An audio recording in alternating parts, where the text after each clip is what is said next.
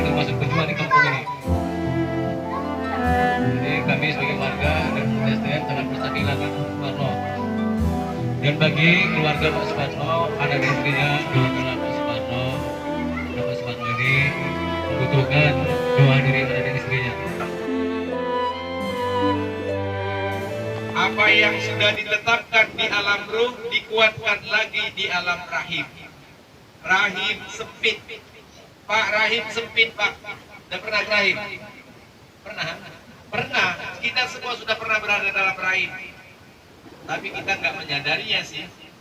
Sempit, gelap, tapi diciptakan Allah mata, padahal nggak ada yang bisa dilihat. Diciptakan tangan, padahal nggak ada yang bisa dikerjakan. Diciptakan kaki, padahal nggak bisa tempat untuk berjalan, apalagi main futsal. Tapi diciptakan oleh Allah Subhanahu Wa Taala. Jamaah, seandainya dulu di alam rahim kita ngomong sama Allah, ya Allah, tangan ini bikin ribet, kaki ini bikin ribet, tempatnya sempit, mata untuk apa gunanya, tempatnya gelap. Ciptakan aja aku bulat kayak timun. Kita ngomong sama Allah tuh, minta diciptakan kayak timun biar nggak ribet. Lalu setelah 9 bulan lebih, lahir ke dunia bulat kayak timun. Bulat kayak timun, Pak. Nyesal nggak? Oh, rupanya mata yang diciptakan di rahim untuk di dunia, tangan yang diciptakan di rahim untuk di dunia, kaki yang diciptakan di rahim untuk di dunia. Ya Allah, balikkanlah aku ke alam rahim. Bisa nggak? Nggak bisa. Ya, kesempurnaan jasad itu di alam rahim sudah selesai. Kita pun sudah dari sana. Hari ini kita berada di alam dunia, alam yang ketiga. Berapa lama? Akmaru ummati baina sittin wa sab'in. Umur umatku antara 60-70 tahun, sedikit yang lebih dari itu. Bahkan Pak Parno belum 50 tahun. Inilah kehidupan di dunia. Hanya 60-70 tahun atau sedikit yang lebih dari itu. Karenanya jamaah rahimahullah, di usia yang sekitar 60-70 tahun itulah kita buat karya-karya terbaik. Alladzi khalaqal mauta wal hayata liyabluwakum ayyukum ahsanu amala wa huwal azizul ghafur. Dialah yang menciptakan kehidupan dan kematian. Dia berluakum sebagai ujian bagimu. Ahsanu amala, siapa yang terbaik amalnya. Kalau begitu, dunia ini tempat mengukir catatan prestasi amal terbaik, bukan untuk yang lain. Buat amalan-amalan terbaik. Jadi Ustaz nggak boleh kerja, boleh, silakan kerja. Nggak boleh dari becak, silakan dari becak. Mau jadi ojek online, silakan. Mau jualan, silakan. Tapi tetap saja semua itu tidak melalaikan kita dari zikrullah, mengingat Allah, sekaligus mengingat batas-batas usia untuk menjelang kematian kita. 60-70 tahun. Tempatnya itu di dunia. Kalau sering sholat subuh di Masjid Asy-Syafi'iyah hari Jumat, ayat ini selalu dibacakan. Walau tara idzil mujrimuna nakisu ru'usihim inda rabbihim rabbana absarna wa sami'na farji'na na'mal salihan inna mungkinun. Kata Allah nih, bukan kata saya. Walau taro idzil mujrimun. Kalau diperlihatkan kepada orang-orang mujrim, orang-orang berdosa, balasan yang akan mereka terima.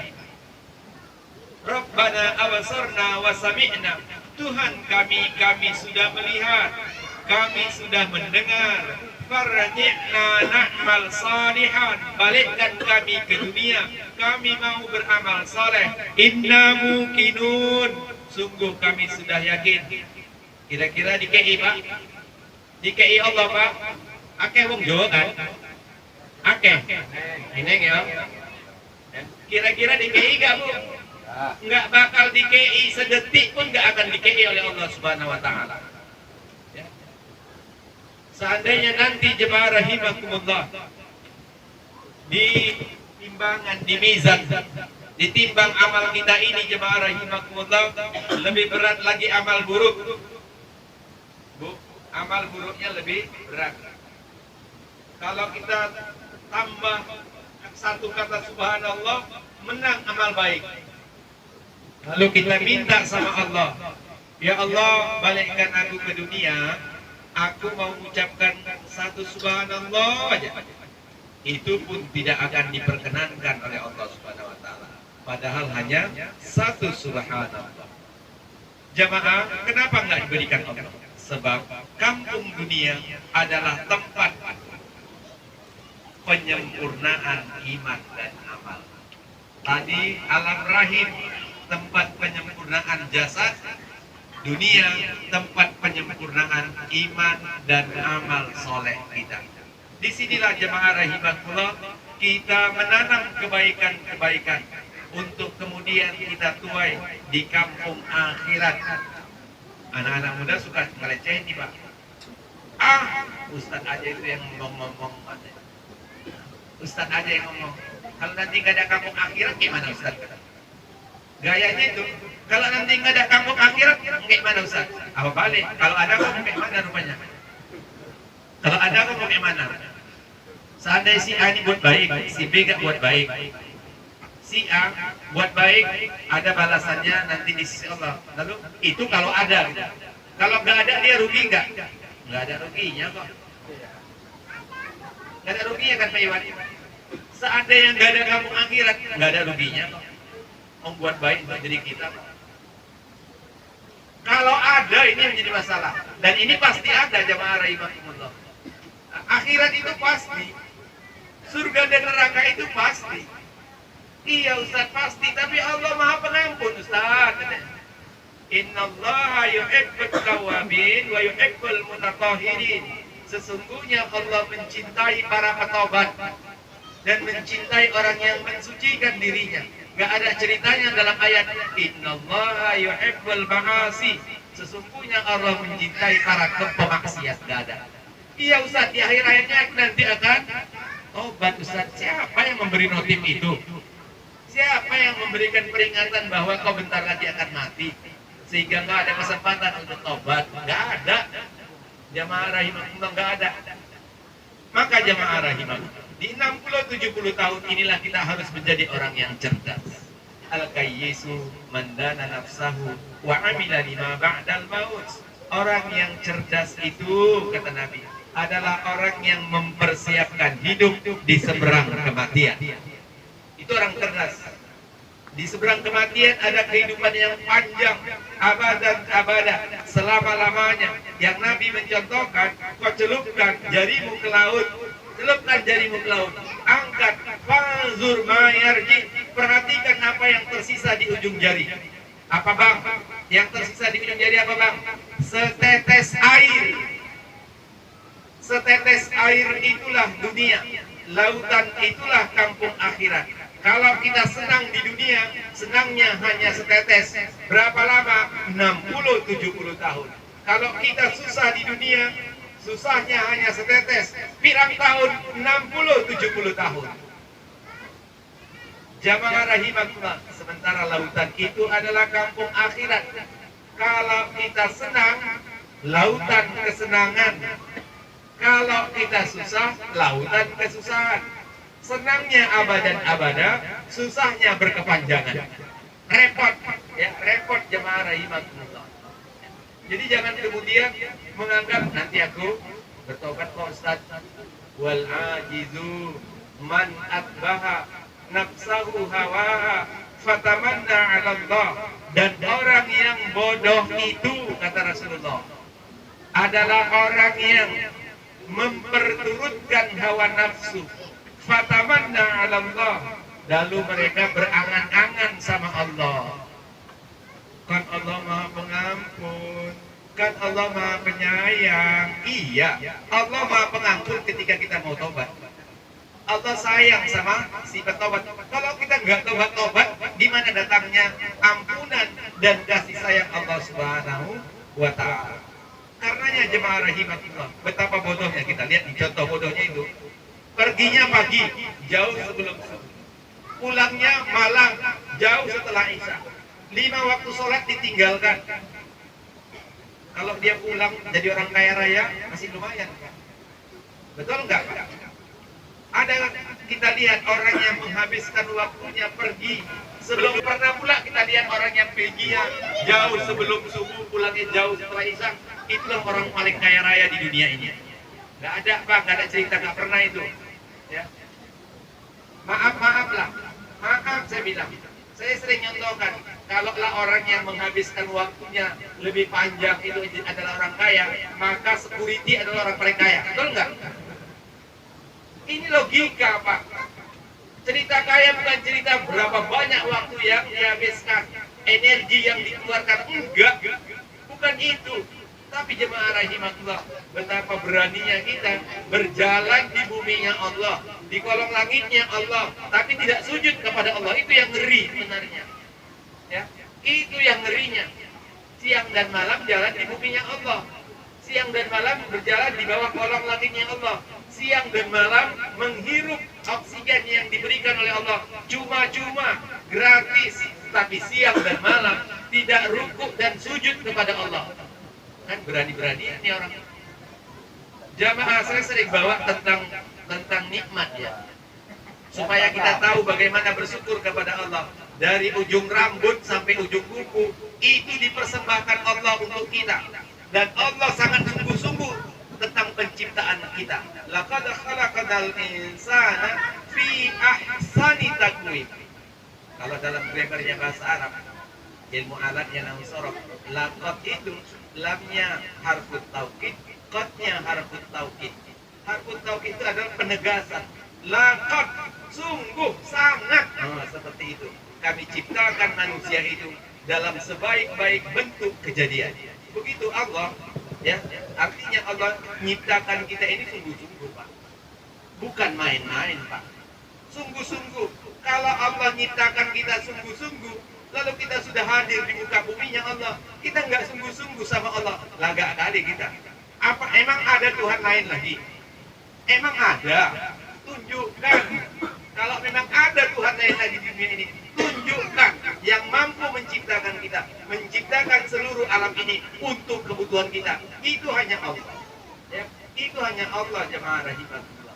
Jadi terlalu berani sesungguhnya, jemaah rahimakumullah, kita ini menentang Allah. Ya, terlalu berani. Di alam dunia inilah di 60-70 tahun kita mengukir catatan prestasi amal-amal soleh kita. Siap 60-70 tahun. Siap itu masuk mana, Pak? Alam barzakh, alam kubur.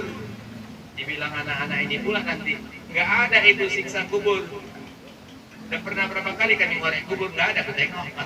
Bahaya kali. Ini cerita kegoiban, Bang. Ya. Ini cerita yang goib. Lalu kalau setiap yang goib kemudian kita nggak percaya, bukankah di dunia ini diciptakan Allah angin? Abang belum pernah melihat angin? Pernah lihat angin, Bang? Nggak pernah kita lihat angin, jemaah rahimakumullah. Ya. Suka kali dia belagak-lagak gitu, macam pintar, kalau macam tampar, mulut dia itu kan. Lah. Itu anak-anak muda tuh, Pak. Ya, anak-anak muda suka kayak gitu. Udahlah, Bang, bagus apa banyak ngaji aja lah. Ya, di media sosial itu, di TikTok, di mana-mana. Belagak kali dia kok udah cakap. Tahu Abang baca Iqra? Bilang langsung. Kok lagak kali Abang bercakap, Pak. Nah, ya, bercakap yang ngeri kali. Tinggi kali dia bercakap. Nggak ada itu neraka, nggak ada surga, nggak ada siksa kubur. Ini yang kita minta. Allahumma khtim Tadi minta akhir hayat yang baik, kemudian minta kubur. Allahumma ja'al qabrahu raudatan min riyadil jannah. Ya Allah, jadikan kubur mayit ini seperti taman surga. Karena kubur hanya ada dua kemungkinan, Bang. Kubur itu bisa menjadi taman surga atau gumparan min gumparin niron, satu lembah daripada lembah api neraka. Kalau orang beriman dan beramal soleh masuk di dalamnya, kubur akan melebar. 8 pintu surga akan terbuka. Harum-haruman surga akan masuk. Malaikat menyambutnya, jemaah rahimahullah. Kemudian ruhnya dibawa ke Illiyin.